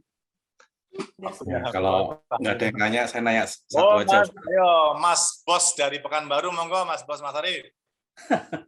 Satu aja Ustadz, antara tadi kan takut dengan ikhtiar itu batasnya seperti apa ya? Karena ini lagi yang banyak sering seru tuh kalau terutama di umat kita, termasuk masalah misalnya di masjid lah ya, dengan kondisi pandemik sekarang ini kan ada dua kelompok. Iya betul gitu kan, ada yang udahlah sholat itu ya tetap rapat gitu kan, karena kalau enggak nanti ada setan di tengah-tengahnya situ. Kemudian yang satu, kita tetap harus ikhtiar dengan menjaga protokol ya. Sekarang dengan ahlinya kesehatan bilang bahwa itu harus jaga jarak ya, jaga jarak gitu. Itu dalam hal yang seperti itu tuh masih cukup banyak, bahwa yang tadi yang harus untuk bilang rapat itu kita ya takut sama Allah aja gitu. Kita nggak perlu, mungkin itu ikhtiar yang berlebihan lah gitu, sehingga karena dianggapnya takut gitu, atau itu batasnya masih ikhtiar sih sebenarnya gitu, yang jaga jarak itu tadi. Ini itu Ustaz. Terima kasih. Ya, pertanyaan Mas Arif itu yang sedang selalu menjadi tren di pensikapan pandemi dalam konteks ibadah, terkhususnya sholat. Memang benar-benar terbelah dua, Mas Arif. Kalau kita memahaminya nggak komprehensif juga, jadinya kadang-kadang orang gampang gitu ya, ragu-ragu. Mana sih? Padahal ya dua-duanya merasa ada dasar hukumnya, ada dalilnya, ada juga fatwa dan pendapat para ulama-ulama yang membidangi pada sisi yang berbeda tadi. Kalau saya pribadi, Mas Arif ya, kalau kita dengerin sekedar contoh ya Mas Arif, kalau kita menyimak ceramah-ceramahnya Ihsan Tanjung, Mas Arif suka nggak? Dengerin nggak? Cara? Enggak. Oh enggak ya. Dia lebih mengungkapkan, memang dia spesialis tema akhir zaman ya, konspirasi dunia Barat dan konspirasi Yahudi gitu ya. Nah ini kan ya saya nggak ingin jawab terlalu panjang luas ya, tapi memang semuanya ada hubungannya. Tapi yang spesifik tadi yang Mas Arif tanyakan, batasannya beda mana? Antara orang yang misalnya dalam konteks sholat dalam pandemi ini, ada ulama yang mengatakan tetap menjaga prokes, ada yang merujuk pada hadis yang sangat sahih dan sangat jelas. Zaman Nabi pun ketika terjadi wabah taun, yang dalam kondisi taun ketika itu sangat berbeda. Ini sedikit saya berikan ilustrasi penjelasan sekedar untuk nanti mensikapi yang proporsional gitu ya. Zaman Nabi itu namanya apa? Banyak kan taun. Ketika itu mati bergelimpangan, kalau misalnya paginya kena, sorenya sudah karena kulitnya bintik-bintik tiba-tiba mati lah gitu ya. Kalau sekarang kan hitungannya bukan cuma sehari, di swab dulu positif, kemudian ini artinya panjang gitu ya Pak. Artinya tidak mati seketika kena wabah kemudian mati. Nah, tapi satu hal yang perlu kita juga ingin nukilkan, ingin keterangan, zaman Nabi tidak sampai merubah syariat, maksudnya merubah tata cara ibadah. Nggak ada Nabi mengatakan untuk ibadah atau ada distancing dalam sholat jamaah, karena hadis yang sangat merujuk pada solu kama ro'aitim musai, sholatlah kamu seperti apa sholat. Nabi tidak pernah mencontohkan sholat yang berdistancing, ya. Nah, gitu kan, maksudnya satu sisi. Nah, tapi kemudian dalam fatwa-fatwa yang berkaitan dengan prokes, dengan menjaga jiwa sesamanya, menjaga jiwa kita dan jiwa orang lain, mengatakan supaya kita distancing. Ya, makanya selalu kemudian ada dua sisi, baik termasuk juga dipegang oleh ilmiah atau oleh ulama tentang dua hal yang sama-sama kuat. Nah, pada akhirnya gitu Mas Arif, saya pribadi gitu memilih kalau memang di masjid tertentu yang saya ngisi kajian rutin untuk menerapkan keyakinan bahwa kita nggak ada masalah, syariatnya tetap bahwa sholat berdekatan. Sholat cuma 5 menit, 10 menit, masa harus berjauhan. Di pasar, di mall, di aktivitas kerja, berjam-jam, di kereta, di bis, berjam-jam, nggak pakai prokes, sementara sholat, nah itu ada yang ke situ. Nah, tinggal keyakinan yang diambil oleh seseorang atau oleh komunitas tertentu. Nah, saya pun ada dua. Di masjid yang harus prokes, ya mau nggak mau, kita nggak mungkin nyolok-nyolok untuk melawan, karena pasti nggak enak. Di masjid yang tertentu yang saya ngisi kajian rutin juga tetap tidak bisa. Sholat biasa saja, seperti halnya tidak ada pandemi. Nah, dua-duanya kemudian kita bisa ambil sikapnya sedangkan sudah situ. Tapi yang penting kita, nah yang penting, saya dari kemarin ingin mengatakan satu kalimat, yang penting jangan karena, pandangin.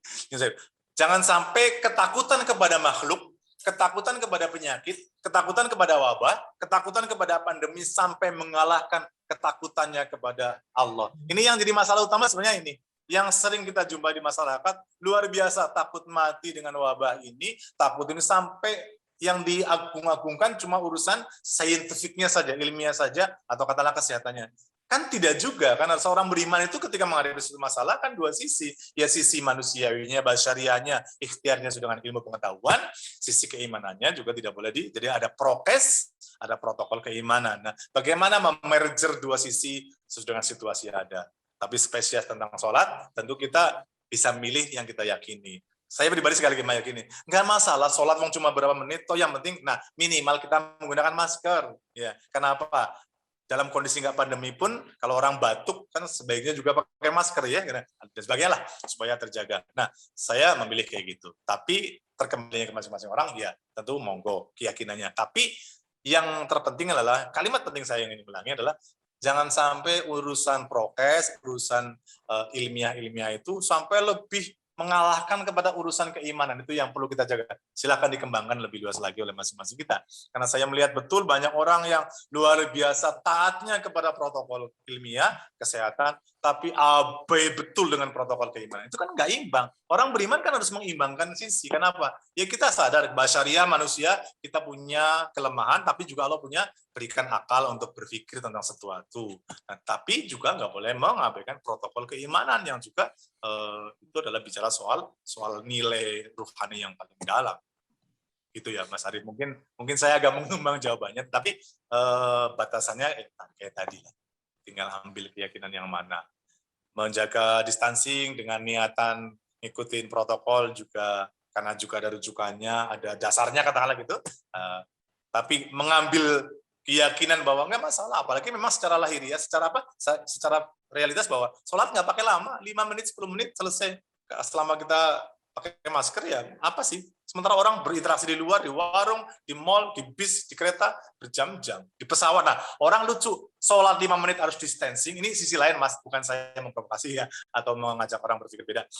Sholat 5-10 menit harus distancing, tapi di pesawat, ketika mau masuk di protokol luar biasa, ketatnya luar biasa harus swab bla-bla tapi di pesawat berjejeran sampai berjam-jam. Itu kan sesuatu yang contoh bahwa iya ya memang banyak sesuatu yang aneh dan lucu gitu ya. Oke lah, itu tuh jawaban saya memang tidak fokus ya Mas Arif. Tapi ya itulah saya ingin berkomentar itu. Begitu Mas Arif. Baik Ustadz, monggo. Ada yang lain mungkin?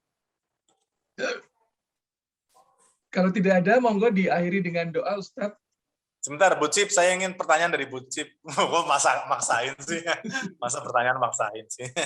Biar ada suara, Bu Cip, walaupun ada sedikit. Kan saya rindu dengan suara Pondok Bambu. Apa tuh, Pak? Ya sudah, bilang apa juga nggak apa-apa. Ibu mau tanya boleh? Gini, Pak. aku tuh di rumah, ada di belakang rumah, Bapak non sewu nggih, kan ngertos Pak Panio sekeluarga kena COVID. Oh, kena Tapi sekarang. aku Sekarang. iya, tapi udah mulai sembuh gitu loh Pak. Tapi saya nggak berani ngasih makanan gitu. Tapi kan rasanya gimana gitu loh. Akhirnya saya beli buah pisang buat mereka, taruh aja di pagar. Meskipun saya nggak menyebutkan saya yang memberi gitu. Ya sampai sekarang ya malas banget itu loh Pak. Terus kemarin dulu juga Bu Hanim sekeluarga juga kena Pak. Iya, saya diinformasikan, saya dapat kabarnya. Ya. Iya. Yo dan Ananda perempuannya, ibunya si itu juga kena ya. Ya, saya bilang waktu pada lapor, saya hanya bisa mendoakan. Tapi kalau orang yang dalam komunitas hidup bertetangga bersama-sama saling dekat, itu memang kepeduliannya salah satunya kayak tadi Bu Cip.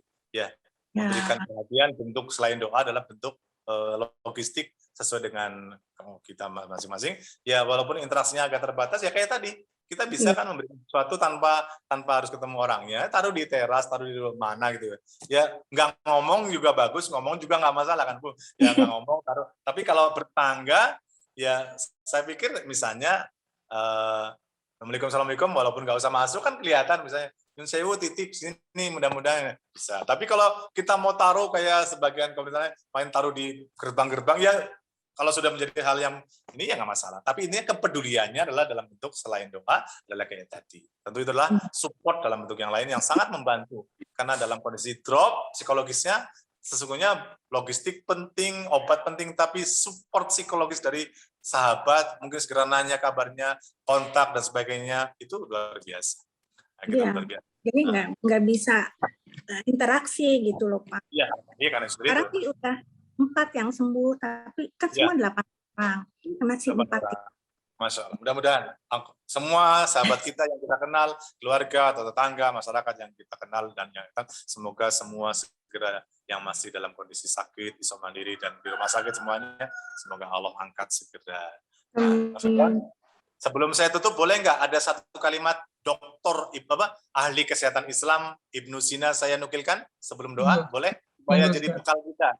Sahabat sekalian, dalam konteks menghadapi sakit, pandemi, apalagi gitu ya, itu muncul lagi secara lebih banyak dibahas oleh kiai, ustadz, atau oleh orang-orang yang menarasikan, itu apa? Kalimat yang luar biasa dari ahli kesehatan di periode abad yang dulu ya, itu apa? Yang bukunya, konunnya itu adalah bukunya kesehatannya itu menjadi inspirasi kedokteran bahkan dunia barat, dunia timur. Itu siapa? Ibnu Sina, dalam bahasa umumnya Avicenna. Betul Mas Gon ya? Avicenna ya. Kalau dalam sekolah di pasar minggu itu ada sekolah Avicenna, itu Ibnu Sina. Nah, beliau sang ulama ahli kedokteran, ahli kesehatan zaman itu, abad yang kesekian, itu mengatakan dalam sebuah tulisan dan nasihatnya adalah gini, ini penting, ada 3 poin yang sangat masyhur. Ari Ginanjar juga kemarin saya lihat vlognya bikin menjadi viral gitu ya. Apa yang beliau katakan dalam konteks menghadapi sakit ya, penyakit atau sakit gitu. Apa 3 poin ini penting banget untuk kita renungkan karena ini adalah mendorong support psikologis. Yaitu pertama, al-wahmu nisfudda. Kecemasan itu al-wahmu, kecemasan, ketakutan, depresi gitu ya. Ya, itu adalah nisfudda. Nisfu itu separuh, da itu penyakit. Jadi rasa cemas itu adalah separuh dari sakit itu sendiri. Ya, monggo dipahami dengan baik ya. Saya kira semua pahamnya gampang lah pahamnya. Kecemasan, ketakutan adalah separuh dari penyakit itu atau separuh dari sakit. Jadi kan berarti sudah separuh sendiri kan? Ya. Iya. Yang kedua justru adalah dikuatkan dengan yang poin yang kedua itu apa? Wal itmi'nanu nisfud dawa, sementara itmi'nan mutmainah, apa itu mutmainah? Ya ayyatuhan nafsul mutmainah, apa yang tahu? Ketenangan. Maksudnya apa? Ketenangan, ya, ketenangan hati jiwa, nisfud dawa adalah separuh dari obat. Nah, sementara rasa cemas membuat penyakitnya tambah parah separuh, atau sudah merupakan separuh penyakit, sementara rasa tenang sudah menjadi obat separuh dari sakit itu. Nah, kemudian yang ketiga adalah al-sobru, sabar itu Bidayatus syifa adalah awal kesembuhan. Nah, gitu ya, sahabat sekalian. Luar biasa ini kalau diamalkan, luar biasa. Orang kadang-kadang kalau kita lihat dalam konteks pandemi, banyak yang wafat bukan karena sakit fisiknya, tapi karena divonis sakit, kemudian sakitnya yang seperti itu, yang kemudian beritanya begitu dan sebagainya, bisa jadi sakitnya nggak seberapa, tapi depresi dan kecemasannya itu lebih mengungkung dan mengangkangi jiwa, akhirnya tambah parah. Akhirnya yang bikin parah bukan sakit fisiklinya. Ini berlaku dalam penyakit-penyakit yang lainnya tentunya ya, dalam sakit yang lainnya apapun, bahwa ternyata ketenangan jiwa. Nah, saya ingin katakan kepada saya dan kita semuanya, Bapak sekalian, sumber ketenangan jiwa apa? Tidak ada lain kecuali adalah Allah Azza wa Jalla, sang pemilik ketenangan. Itu yang Allah katakan dalam salah satu ayatnya, ala bidzikrillahi tatmainul qulub. Tahuilah bahwa dengan ingat kepada Allah itu tatmainul qulub, maka kalian akan tenang. Nah, apalagi baca Quran, zikir, munajat, doa, pasrah diri kepada Allah, itulah sumber ketenangan. Kepada zat yang memiliki ketenangan. Itu Mas Gokon ya, mudah-mudahan menjadi bekal kita semuanya dalam menghadapi situasi yang seperti ini khususnya. Aku udah kuliah hadza, mudah-mudahan yang saya sampaikan bermanfaat untuk saya dan kita semuanya. Mari kita berkasih dengan doa. Allah, Rabbana dhalamna anfusana wa illam taghfir lana wa tarhamna lanakunanna minal khasirin.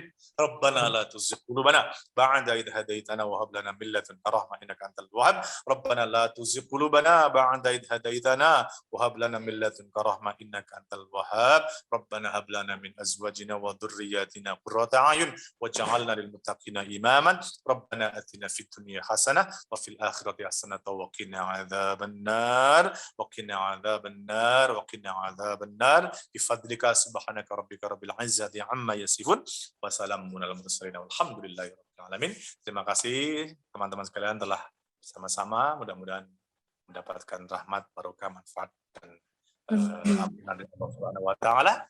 Mohon maaf atas segala kekurangan saya, kehilangan saya. Billahi taufik wal hidayah. Assalamualaikum warahmatullahi wabarakatuh. Waalaikumsalam.